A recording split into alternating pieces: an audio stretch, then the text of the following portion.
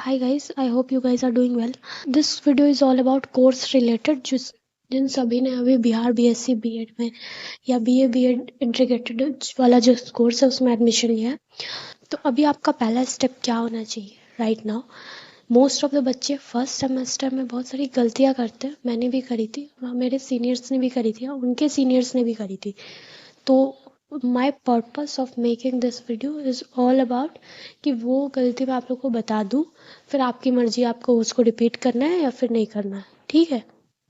चलो तो मैं बताती हूँ आपको बिहार बीएससी बीए इंटीग्रेटेड में कि आपके 2 सब्जेक्ट होंगे ब्रॉडली, अगर मैं बात करूँ तो history, polity, geography, economics, Hindi और इंग्लिश, ये सारे सब्जेक्ट आर्ट्स वाले सब्जेक्ट होंगे, ठीक है। सब्जेक्ट पे जो एकदम ही डेडिकेटेड वीडियो है वो मैं बना चुकी हूँ, तो वो आप जाके देख लेना एक बार। आई एम अज्यूमिंग कि आप सबने अपना अपना सब्जेक्ट सिलेक्ट कर लिया होगा, या तो बीएससी बीएड या फिर बीए बीएड, ठीक है। तो फर्स्ट सेमेस्टर में आपको फाउंडेशन ही पढ़ना होता है, history, geography, political science, economics, Hindi और इंग्लिश का।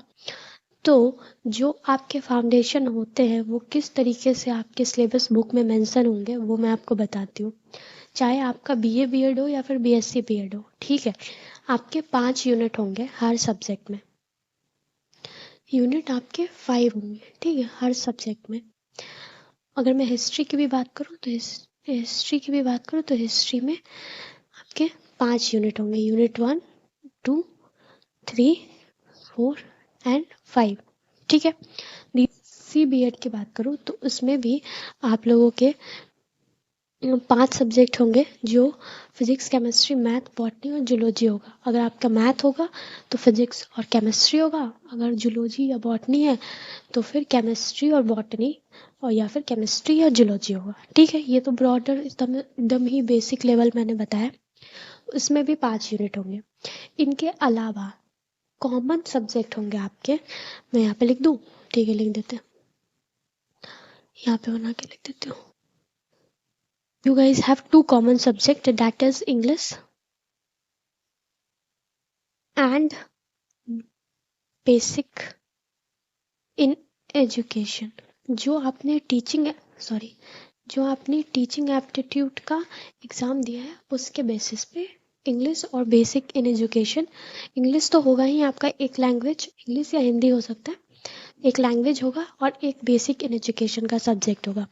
ये जो बेसिक इन एजुकेशन का सब्जेक्ट है वो क्या हो जाता है तुरंत, हाँ, ये जो आपका बेसिक ये वेरिएबल होता है, ये सेमेस्टर वाइज चेंज होते रहता है कि कभी बेसिक इन एजुकेशन है कुछ और नाम दे देगा दूसरे सेमेस्टर में, फिर कुछ और नाम दे देगा। अगर इंग्लिश की बात करूँ तो कुछ वोकैब्स, बेसिक ग्रामर, टेंस वगैरह, बहुत वन वर्ड सब्स्टिट्यूशंस और आइडम एंड फ्रेजेस, बहुत बेसिक सा, बॉर्न विथ सिल्वर स्पून, ये सारी चीज़ें बहुत बेसिक आपका होगा।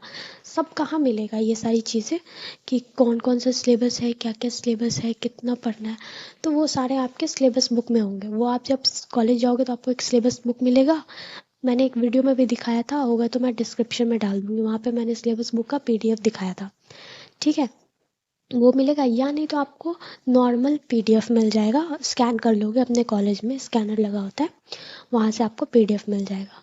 Okay, very basic. चलो एक एक करके मैं बता देती हूँ कि आपको पढ़ना कहाँ से। तो as a ideal student I am assuming कि आप लोग भी जाओगे और यूट्यूब पे जाके जो भी आपका सब्जेक्ट होगा, यूनिट होगा, उसको सर्च करोगे, नोट्स बनाओगे और पढ़ोगे।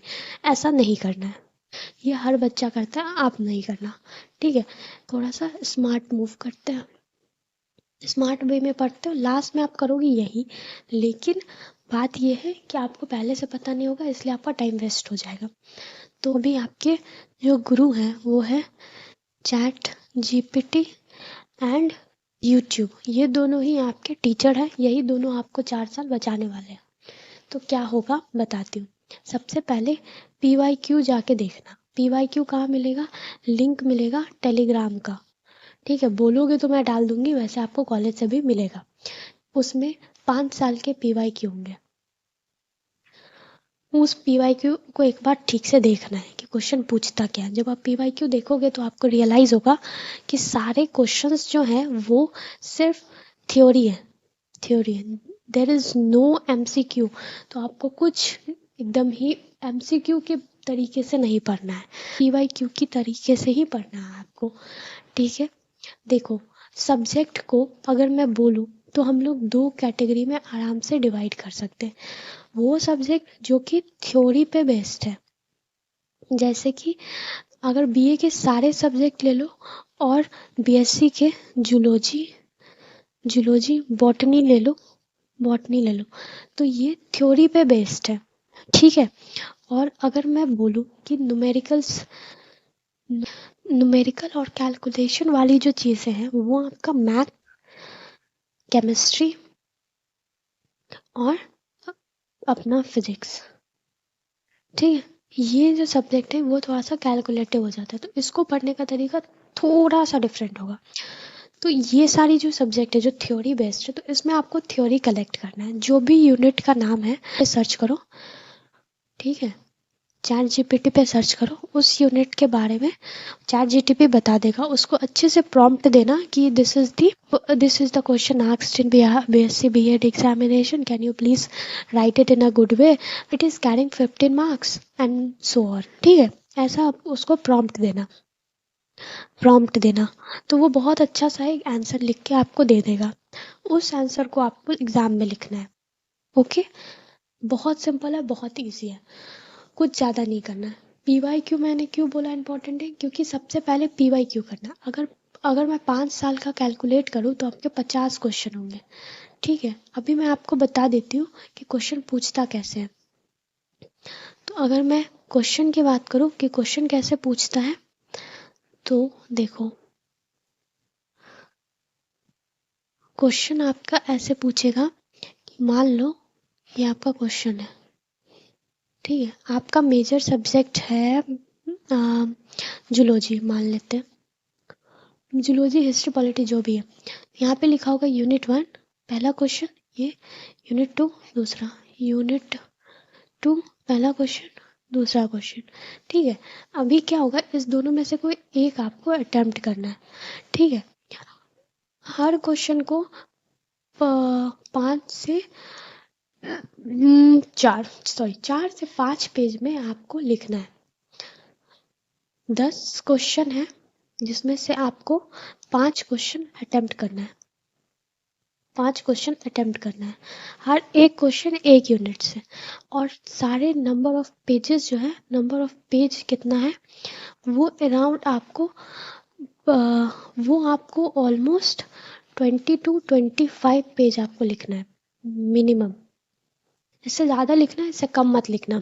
फर्स्ट सेमेस्टर वाले जो बच्चे होते हैं वो मोस्टली 16 to 15 पेज लिखता है, क्योंकि बीइंग CBSE स्टूडेंट जो क्वेश्चन पूछा है उसका ही आंसर देना इज दी फर्स्ट प्रायोरिटी।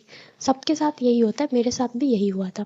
फिर मुझे एक्सक्रेटरी सिस्टम के बारे में पूछा गया तो हम एक्सक्रेटरी सिस्टम के बारे में लिखेंगे, किडनी के बारे में लिखेंगे, नेफ्रॉन के बारे में लिखेंगे, ठीक है। लेकिन यहाँ पे ऐसा होता है कि अगर आपसे किडनी के बारे में पूछा है, एक्सक्रेटरी सिस्टम के बारे में, तो अगर आपको रिस्पिरेटरी सिस्टम और आपको डाइजेस्टिव सिस्टम पता है तो वो भी आपको यहाँ पे लिखना है, वो भी पूरे डिटेल में। समझ में आया? तो ये है पूरा बेस्ड, उसी चीज़ को बढ़ा चढ़ा के लिखना होता है, ठीक है। तो ये हो गया, ठीक है। थ्योरी वाले सब्जेक्ट के लिए अगर मैं यूट्यूब चैनल की बात करूँ, कौन सा यूट्यूब चैनल है जो आपको हेल्प करेगा, तो मैं बताती हूँ, एक सेकेंड रुक जाओ। लेट्स स्टडी इंडिया करके जो कि मेनली आपको जूलॉजी और बॉटनी पढ़ाती है, ठीक है। इसमें आपको डायग्राम्स और बेसिक अंडरस्टैंडिंग आपकी यहाँ से हो जाएगी। उसके बाद आपका BA सब्जेक्ट है, तो फिर मैं अपना पर्सनल ओपिनियन दूँ, मुझे ऐसा लगता है कि अगर आपके सिलेबस में बुद्धिज़्म है और इंडस वैली सिविलाइजेशन है तो आपको सच में अच्छे से पढ़ना चाहिए। अगर आपका फ्यूचर में प्लान है कि आप गवर्नमेंट एग्ज़ाम कोई दोगे तो आपको अच्छे से पढ़ना चाहिए बुद्धिज़्म, लाइक डिटेल स्टडी करनी चाहिए। बट ऑल दो ये डिपेंड करता है कि बच्चे करना चाहते हैं या नहीं। तो अगर मेरा बीए होता तो मैं ऐसे ही करती, बट हाँ अगर आपको ऐसे करना है कि नहीं नहीं मुझे बस एग्ज़ाम पास करना है, तो फिर चैट जीटीपी करो, आराम से इजी लैंग्वेज में उसको बोलो, कर देगा और उसी को डिलीवर कर देना। कुछ अगर कोटेशन लिख सकते हो, आंसर राइटिंग कर सकते हो तो वो करो। अगर एग्ज़ाम पास करना है तो आराम से जो क्वेश्चन आपके पीवाईक्यू में, वो क्वेश्चन को कॉपी करो, पेस्ट करो चैट जीटीपी में, उसको अच्छे से प्रॉम्प्ट दो कि ये 15 नंबर का क्वेश्चन है और मुझे ऐसे ऐसे बनाना है, तो वो आपको बहुत अच्छे से आंसर दे देगा। ठीक है, और उसको बोलो कि पीडीएफ में करके दो। अब उस चीज़ को नोट्स बनाने मत बैठ जाना, पीडीएफ निकाल सकते हो तो निकाल लेना, तो आराम से नोट्स बन जाएगा आपका। हो गया आपका सब कुछ।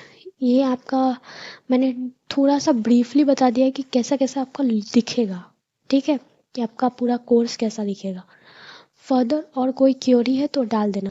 कमेंट में कुछ बच्चे बोल रहे थे कि माता सीता वाला जो कॉलेज है वो कैसा है। अच्छा कॉलेज है, स्टूडेंट काफ़ी अच्छे हैं, स्टूडेंट काफ़ी अच्छे हैं, वेरी नाइस। टीचर्स भी अच्छे हैं, बट बस मुझे पर्सनली उसका लोकेशन में थोड़ा सा अनकंफर्टेबल होता है जाने के लिए। वसुंधरा सीधे सामने है तो उतना टेंशन नहीं होता, बट हाँ वो थोड़ा सा अंदर में है। और वैशाली वाला कॉलेज में तो ऑनलाइन होता है आराम से, तो कोई दिक्कत ही नहीं। ठीक है, that's it for this video. Comment down any query you want me to cover in next video, or you want a detailed video on especially कि सिलेबस कैसा दिखता है पूरा एकदम अच्छे से। तो whatever you want, just let me know in the comment section. I will definitely try to cover in next video. See you soon. Lots of love. Bye bye. And do subscribe.